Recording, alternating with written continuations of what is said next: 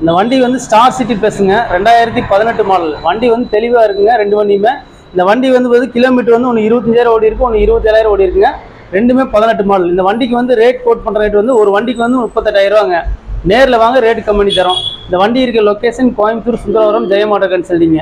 இந்த வண்டிக்கு லோன் போடுற மாதிரினா இன்சில் வந்து 10 ரூபா கட்டுற மாதிரி இருக்குங்க. 2018 மாடலுங்க. நேரில் வாங்க, ரேட் கம்மி தரோம்.